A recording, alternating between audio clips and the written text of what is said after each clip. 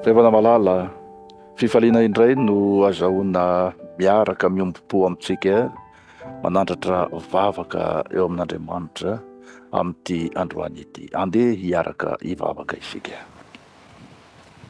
Andriamanitra rainay io, te hisaotranao amin'ny fomba manokana izahay satria nomenao tombontsoa lehibe, tombonandro havelomana, fofinaina mahavelona.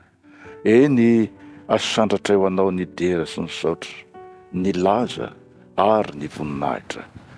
Nomenao tombontsoa manokana izahay hanomboka ity herinandro ity, herinandro vaovao izay nosokafanao manoloana anay indray.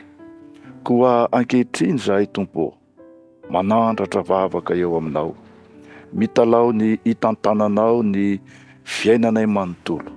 Ianao no efa nilaza fa hoe mangatady omena ianareo, mitadiava dia hita ianareo, dodomo dia hovoana ianareo. Koa ankehitriny Tompo tsaro, mitalao aminao zahay, omeo anay ny fiadanam-po, ho herinandro feno fitahinane ity herinandro diavinay ity. Misy namana anankiray ity mivavaka manokana ho an'ny olona maro, ny zanakao lahy sy ny zanakao vavy, mba hiasa ampahavitrihana tanteraka eo ambany fitarihan'ny fanahinao masina.